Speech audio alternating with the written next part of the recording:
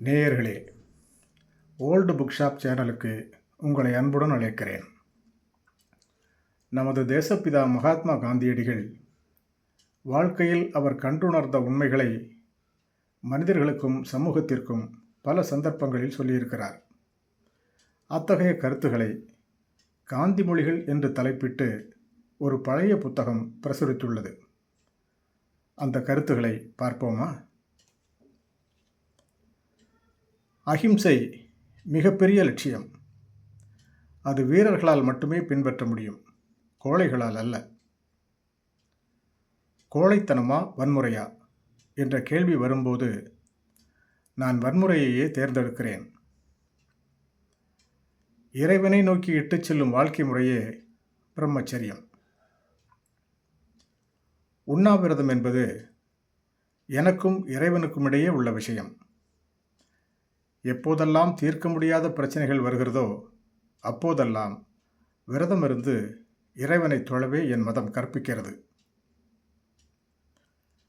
கடவுள் மனிதன் அல்ல, ஒரு நிலையான தத்துவம். மேகங்களிடையே வாழ்பவர் அல்ல கடவுள். அவர் நம்மிடையே, நம் உள்ளே இருக்கிறார். உண்மையே எனது கடவுள். அஹிம்சையே இறைவனை உணரும் வழி. ஒரு உயர்ந்த தத்துவத்தின் குறியீடாக இருக்கும்போது உருவ வழிபாடு ஏற்புடையதாய் ஆகிறது.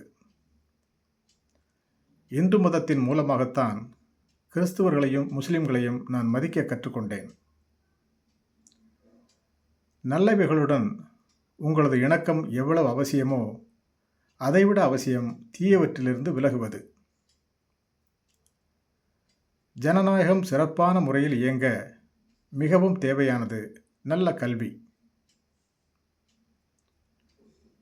ஆங்கில புலமை மட்டுமே புத்திசாலித்தனத்தின் அளவுகோலாக அமைய முடியாது. ஆங்கில புலமை இந்தியர்களுக்கும் மிகச்சிறிய அளவே இருக்கும். ஆங்கில அறிவு பெற்ற மக்களே மொத்த இந்திய மக்கள் என்று தவறாக கருதுகிறார்கள்.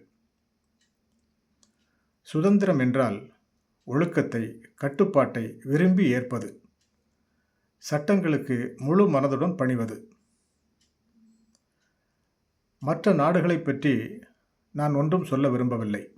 ஆனால் இந்தியாவில் ஒரு இரத்த புரட்சி வெற்றி பெற முடியாது. ஜேர்னலிசம் என்பது பின்னால் நடக்கப் போவதை கெட்டிக்காரத்தனமாக அனுமானிப்பது என்று ஆகிவிட்டது. செய்தித்தாள் இன்று பைபிளையும் குரானையும் கீதையையும் ஓரத்தில் ஒதுக்கிவிட்டது. செய்திகளை தரும் பத்திரிகைகள் சிந்தனைகளை மழுங்கடித்துவிடக்கூடாது என்று கூறுகிறார். நன்றி.